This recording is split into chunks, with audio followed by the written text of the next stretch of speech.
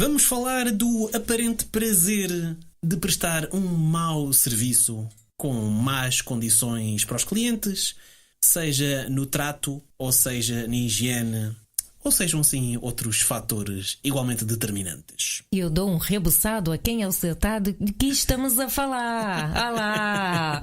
Estamos a falar claramente dos taxistas, como é óbvio, bem. não é? Um tema muito em voga já há muitos anos. Já há portanto... muitos anos. E que se tem vindo a intensificar, aparentemente. Exatamente. Já era para estar a demodé, mas acho que não vai cair nunca, não é? Exato, Portanto, exato. Mas eu gosto, sim, que a moda... esteja sempre a ganhar força.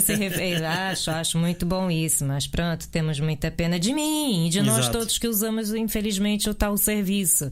Por mais que se tenha Cabify e Ubers, etc., já há muitos na cidade, ainda assim, de vez em quando é preciso recorrer a um tal táxi, né? Exatamente. E pronto. Temos que falar dessa espécie porque essa espécie, enfim, por maior marco que tenha sido nas nossas existências ao longo de décadas, e certamente na nossa idade adulta já passámos por uns tantos táxis. Obviamente, não querendo generalizar em demasia, é claro que há bons taxistas, mas também há muitos maus taxistas. E infelizmente são estes que depois acabam por dar o mau nome à praça e à profissão. Mas isto não é apenas um descascar ódio por ódio, apenas só porque sim. Infelizmente, os taxistas acabam por sofrer do seu próprio desmazelo, na medida em que, quando aparece depois nova concorrência, depois tem dificuldade em acompanhar. Porquê? Por causa desses maus hábitos. É que parece até que quanto mais concorrência, quantos mais protestos, pior o serviço fica. Exatamente. É uma proporção assim um pouco desequilibrada, uma coisa que me impressiona. Não foi bem essa matemática que me ensinaram no liceu, mas pronto. E não estamos, como meu colega bem disse, não estamos aqui só a falar por falar, só porque não temos mais nada para fazer essas horas. É porque só de experiências eu já escrevi um livro. E conheço umas tantas pessoas que também teriam ali um bom livro para se escrever, e infelizmente de péssimas experiências com os taxistas. Exatamente. Fossem das mais leves a simplesmente o motorista querer fumar o seu tabaco com o passageiro dentro do carro e as janelas fechadas, e já presenciei situações de saídas de hospitais e tal, de consultas, e fazerem isso, e olha, pera lá que... Calma lá, meu senhor, não era bem o momento exato para estar a se propor essa ideia, não é? Exato. É uma coisa assim, olha, aproveita e me leva de volta, que agora eu já aproveito e arrumo um cancro, portanto pode ser, né? Um enfisema passivo, pode ser que assim, não sei se o senhor tem convênio ali com o hospital e está ganhando. Se ganha alguma comissão do médico, olha, porque do novo paciente que me mandaste para aqui, pode ser patrocinado. Eu dou 10% da minha receita, da minha faturação. Não sei o que o Seguro-Saúde combinou com ele, pode ser que tenha ali qualquer patrocínio, não é? Exatamente. Pronto. Ou das coisas mais simples do tipo, engraçado, o ar-condicionado está sempre quebrado, o ar-condicionado de nenhum táxi funciona, é uma coisa fantástica. Já sei, por gasta gasolina. Eu pensava que era porque ele não tinha posto gás. Lembra daqueles frigoríficos antigos? Você tinha que repor o gás. Sim, eu pensava que o ar-condicionado era tal e qual. Não, né? É porque o consumo de gasolina depois acelera de um modo até um bocadinho drástico quando isso acontece. Não. Nada contra, eu até compreendo do ponto de vista claro. de condutor também. Sim. Eu compreendo o querer salvaguardar a energia do carro e salvaguardar toda a potência. Pronto, mas quando se está com um cliente no carro, eu não sou taxista, fico já claro como é óbvio. Mas vamos lá. Pronto. Na cidade das Sete Colinas realmente ainda gasta muito mais combustível, porque vai que você pede para ligar o táxi a subir as Amoreiras, meu Deus do céu. Não sei se chega lá em cima. Ou se alguém o manda para o Castelo de São Jorge ou qualquer coisa assim. Isso então é que é subida mais ar-condicionado. Isso é o 2 em 1. Sintra então nem pensar. Exato. Mas pronto. Ou se fosse daquelas coisas ligeiramente mais brandas, do tipo assediar os passageiros ou tratar mal só porque tem outras nacionalidades, sem saber se são turistas, imigrantes ou whatever que sejam. Exato. Ou dar aquelas voltas turísticas na cidade. Era bom, as voltas turísticas até são bem-vindas, desde que ele trave ali o taxímetro, não é? Exatamente. Pode dar a volta que quiser, meu senhor. Olha, se ele souber também explicar alguma coisa, não preciso contratar as empresas de turismo, já faço a volta turística com táxi, calhar ainda fica mais em conta. Tal e qual. Mas infelizmente eles são pior que os tuk-tuks e não sabem explicar nada e menos alguma coisa. Mas os tuk-tuks, por acaso, também é um pormenor engraçado que há a acrescentar, e tu já falaste isto no início deste programa. Abordaste muito ao de leve, tal como a Cabify, tal como a Uber, E os tuk-tuks acabam por ser também um ódio de estimação dos táxis, porque, lá está, mas os táxis têm ódio de estimação por tudo o que seja aquilo que lhes tire clientela. Até me admira como é que eles não têm ódio de estimação por bicicletas, pelo passeio, por autocarros, pelo metro, porque estes senhores claramente não conseguem partilhar a estrada com mais nada. Atenção que o metro não anda em cima da estrada, eu sei, mas é um meio de locomoção que é usado frequentemente e diariamente por milhares e milhares de pessoas todos os dias. Pois, e é sorte, porque com os autocarros a gente vê os táxis mesmo simplesmente colocar o carro à frente, Exato. sem seta, sem indicação. E é por aí, uma coisa a disputar uma certa autoridade com um veículo ligeiramente maior que ele, não é? Exato, Portanto, eu acho assim, é de uma coragem, isso até é uma coragem admirável.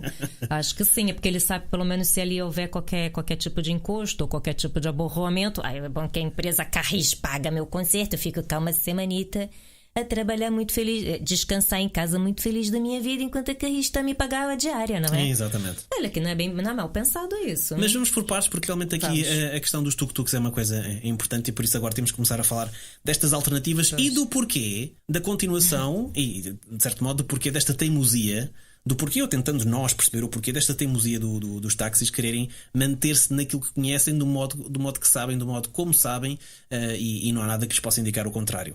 Ainda no outro dia, numa rua em Lisboa, só como exemplo, eu estava a tentar passar a faixa do bus, portanto a faixa reservada aos transportes, para chegar à outra fila, a fila que me é destinada, enquanto carro ligeiro perfeitamente normal.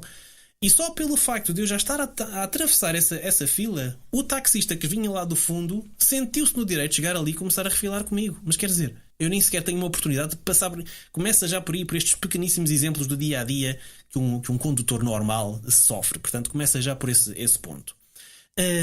Não ajuda também que os taxistas, de modo geral, tenham uma mentalidade, na minha ótica, enquanto leigo utilizador e cliente eventual, neste momento passado, porque não volto a usar um táxi na minha vida tanto quanto eu possa, é que esta resistência em mudar de mentalidade é uma coisa que não ajuda em nada. E depois também vem a agravar o facto de não se conseguirem deparar com alternativas como os tuk-tuks, a Uber, com a qual tem uma rivalidade, entretanto, mais do que famosa, a Cabify de igual forma.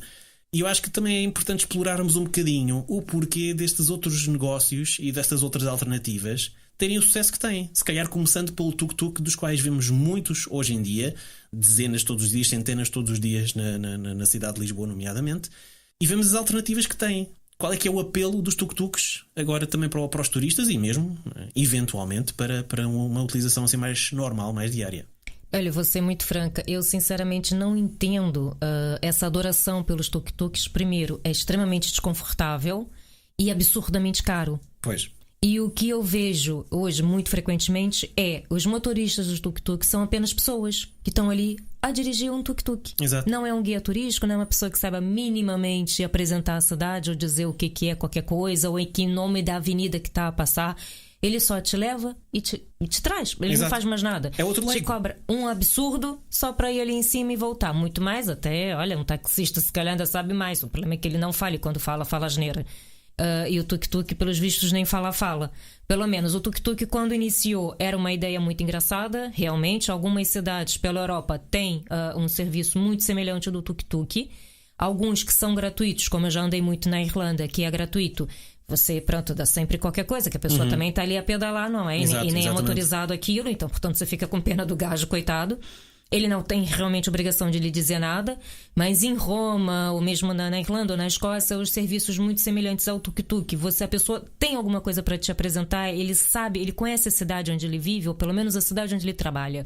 E, portanto, sabe te apresentar ou tirar algumas dúvidas mínimas que sejam. Exato. Isso é o mínimo de importante que tu pagar um serviço que, obviamente, é muito mais desconfortável e muito mais caro. Mas pronto, é a piada de estar ali a andar daquele jeito. Acaba por ser também a alternativa mais fácil para os turistas que não se querem meter num táxi, não se querem meter num yellow bus, não se querem meter num autocarro, muito menos querem andar a pé, portanto acaba por ser aquela alternativa assim engraçada, pitoresca, quase kitsch de bora lá ver a cidade dentro de um carrinho que mal teto tem, porque depois aquilo chove, tapa-se com plástico e pronto. Eu vou fazer uma comparação. É como comprar nos saldos. É uma coisa apelativa. Você consome porque é apelativo, não porque, pronto, é como comprar nos saldos. Você não compra porque precisa, você compra só porque está mais barato. Porque está a jeito. E andar de tuk-tuk, pronto, é uma coisa apelativa, até tem sua piada. Exato. E daí, mas efetivamente, eu não entendo o porquê do tuk-tuk. Porque se você muitas das vezes, pronto, agora o que eu também ando a perceber, tanto a Uber quanto a Cabify, também por questões imigratórias, por questões de contextos políticos do resto do mundo e etc.,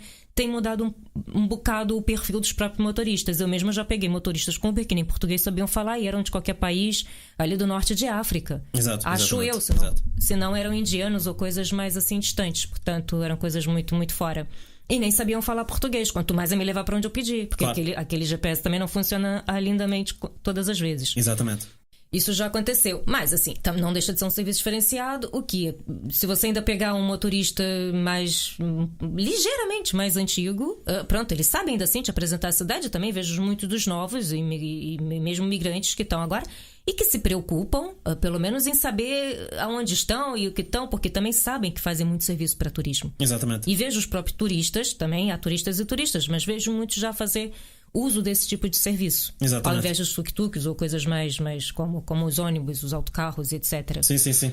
Tu há bocadinho também falaste aqui da Uber, e foi uma coisa que também, mais uma vez, logo no início do programa, também abordaste muito ao de leve. A Uber, como eu já falei, também tem-se tornado, a Uber, tanto a Uber como a Cabify, mas mais nomeadamente a Uber, que tem ganho assim má fama entre os taxistas.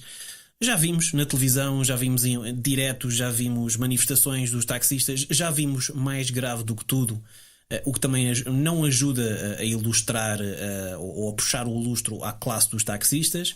Vemos afrontas, agressão, vemos provocações, vemos destruição de propriedade alheia, nomeadamente estar a partir janelas de carros que são utilizados para efeitos de Uber, como também foi o caso de uma motorista feminina, portanto, que também foi atacada em plena rua, dentro do carro, com basicamente ela tinha a janela aberta, chegou-se lá um taxista com um balde cheio de fezes e atirou-lhe o balde cheio de fezes para cima da cara dentro do carro. Desnecessariamente será de dizer que isto, quer dizer, não é quantificável nem o grau do trauma que para aí foi, nem o grau do custo, nem o grau daquilo que fica, nem o grau de falta de civismo. É por depois estes senhores também não ajudam em comportar-se como, e lamento a palavra, mas tem que ser aqui empregue nestes casos concretos, portanto, não querendo generalizar por completo, mas identificando e isolando estas espécies, são os animais, porque isto aqui não tem qualquer cabimento